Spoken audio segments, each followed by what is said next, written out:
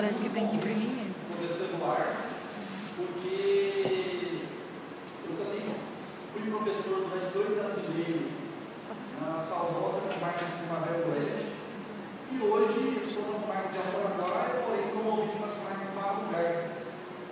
E então, é muita satisfação vir aqui falar com vocês um tema que no estado de Goiás ainda é pouco explorado em todo o meio universitário. Por quê? Porque nós não temos uma defensoria pública como é preceituado pela Constituição Federal. O que é muito ruim para o estado de Goiás, porque outros estados da federação, como Paraná e Santa Catarina, já estão com a defensoria criada, e a defensoria de Goiás, ela criou um modelo totalmente diferente do que está estatuído na Constituição Federal. Por exemplo, o antigo defensor público geral aqui foi nomeado pelo governador sem critério nenhum. Não temos, nesse momento, nenhum defensor público nomeado via concurso público no estado de Goiás. Isso é muito ruim. Por isso a pertinência do tema e por isso a importância de trazer isso para vocês.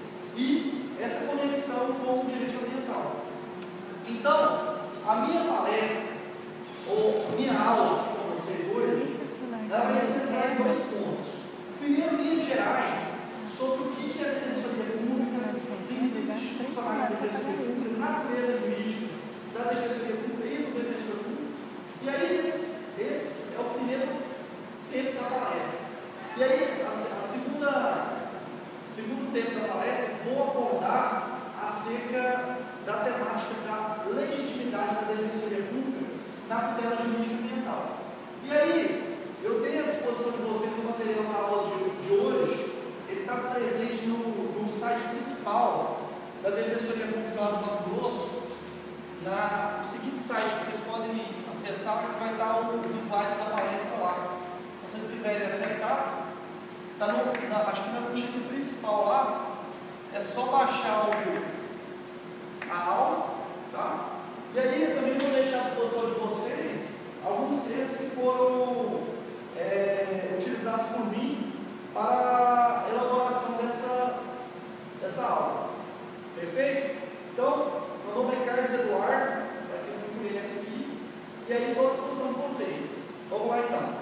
Primeiro tópico aqui que eu vou passar para vocês é a defensoria pública, aspectos históricos nas constituições brasileiras. Primeira Constituição brasileira que houve a menção da defensoria pública foi a Constituição de 1934, no seu artigo 113,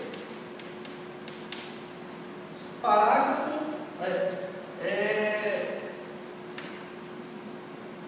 número 32. Nesse artigo aqui, foi a primeira vez que houve a menção das constituições brasileiras acerca da defensoria pública, que dizia o seguinte: a União e os Estados concederão aos necessitados assistência judiciária, dando para esse efeito órgãos especiais, assegurando a isenção de emolumentos, custas, taxas e selos. A defensoria pública, a criação dela nas constituições foi a primeira menção na Constituição de 1964. E aí, passo seguinte, em 1977, houve a retirada da defensoria pública da Constituição brasileira. Foi a famosa Constituição Polaca, que retirou a defensoria pública, que ressurgiu a defensoria pública, sua menção na Constituição de 1946, que dizia o seguinte, no artigo 146, parágrafo 5º, falava o seguinte: o poder público, na forma que a lei estabelecer, concederá assistência judiciária aos necessitados. O que a gente verifica aqui em 1964 é o seguinte: que a defensoria pública aqui nada mais é do que a justiça gratuita. Seria isso. E aí mais à frente eu vou traçar a distinção entre justiça gratuita, assistência judiciária e assistência jurídica. Isso mais à frente. Então aqui em 1964 a gente percebe nada mais é a defensoria do que concessão de assistência jurídica gratuita, ou seja, gratuidade de justiça. E aqui em 1946 já há uma ampliação, porque é assistência judiciária. A gente vê aqui o termo assistência judiciária. Quer dizer, que a Defensoria Pública, na Constituição de 1946, só se preocupava com a assistência na esfera judiciária. Portanto, em 1946 a gente não tinha o quê? A preocupação na esfera extrajudicial. O que hoje, 1988, na atual conjuntura, é a função mais importante da Defensoria Pública. E aqui só se preocupava com a esfera judicial. Isso eu vou falar mais à frente. Então, e aí, após a Constituição de 1946, tivemos a repetição desse preceito aqui na Constituição de 1967. Repetiu-se o preceito na Constituição de 1946. E aí, em 1988, tivemos a Carta Magna, que, no seu artigo 134, ampliou substancialmente esse conceito, dizendo o seguinte: a Defensoria Pública é o quê? Instituição essencial à função jurisdicional do Estado, incumbindo-lhe o quê? A orientação e a defesa em todos os graus dos necessitados, na forma do artigo 5º, inciso 74 da Constituição Federal. Então, em 1988 a gente viu, houve uma ampliação do conceito de Defensoria Pública. E aí, esse conceito ainda foi mais ampliado com a emenda constitucional número 45 de 2004. Eu digo que a emenda constitucional 45 de 2004 é o grande impulso, mola propulsora do crescimento de todas as defensorias públicas do Brasil. Por quê? Porque ela trouxe a autonomia funcional, financeira e administrativa.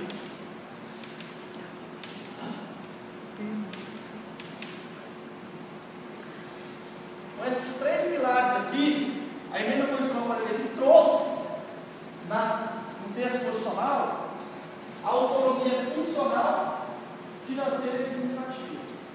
Essa autonomia financeira aqui, o que significa? Significa desvinculação da Defensoria Pública do Poder Executivo. Porque nós somos um órgão autônomo, independente do Poder Executivo.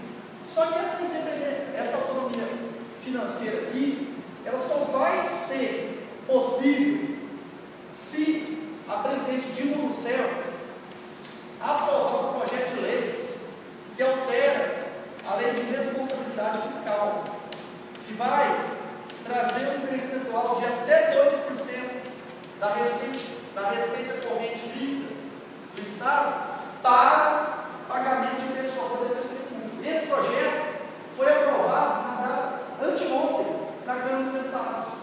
E, portanto, as defensorias públicas de todo o Brasil estão ansiosas com o sancionamento desse projeto de lei pela presidente Dilma Rousseff. Por quê? Porque isso aqui vai ser a alforria das defensorias públicas da dependência de se pedir orçamento aos governos estaduais. Licença.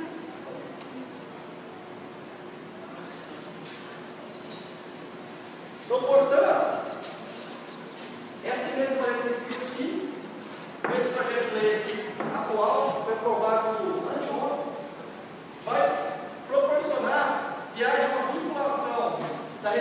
de receita corrente líquida do Estado para pagamento de pessoal da Defensoria Pública. Na lei lá, ela traz um escalonamento, que ao longo de 5 anos, vai ser um percentual a cada 0,5% ao ano. Em 5 anos, eu creio que isso vai proporcionar o quê? Maior orçamento para a Defensoria Pública, a fim de que ela desvincule o Poder Executivo e possa ter concurso próprio para funcionários, possa ter orçamento próprio para a construção de sedes, o que é muito importante para o crescimento do órgão. E aí, pessoal, a Lei Complementar 132 de 2009, o marco histórico que após a emenda 45 também foi uma reforma da Lei Orgânica número 80 de 94, que é a Lei Orgânica da Defensoria Pública Nacional.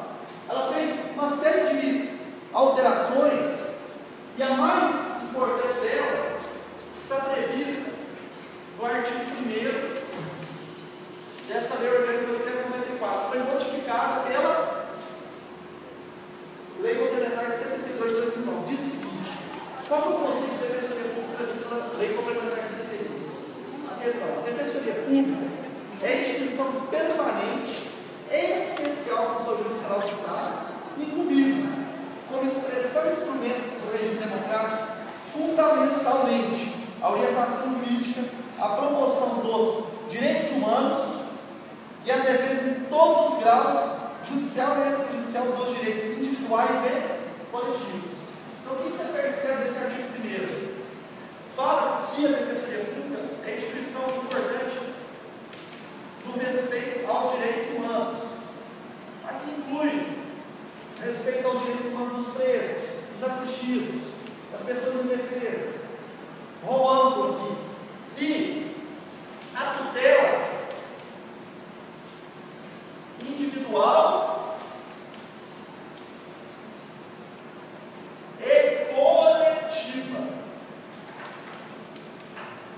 Daí a importância do tema. Por quê? Porque a partir dessa Lei Complementar 132, houve na Lei Orgânica a expressa menção que a Defensoria Pública não só se preocupa com o direito do José, do João, ou seja, direito individual, ela preocupa também com o direito da coletividade, direito de toda a cidade de Goiás, direito de um grupo de estudantes da UFG aqui.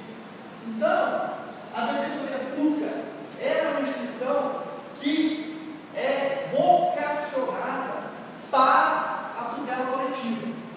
E aí a importância de eu trazer esse panorama legislativo aqui, que a gente percebe que a Defensoria Pública, em vez dela preocupar tão somente com o indivíduo, com a questão individual de dois indivíduos, uma ação de indenização de João contra o José, ela preocupa também com isso, mas não só com isso, mas também principalmente o quê? Direitos humanos e os direitos coletivos, lato sensu. Engloba o quê? Direitos difusos, coletivos e os individuais homogêneos. Aquela conceituação que eu vou trazer depois, que é trazer pelo Código de Defesa do Consumidor. Beleza? Então, como que eu resumo aqui para vocês? Constituição de 1934 foi a primeira menção à Defensoria Pública. 37 houve a supressão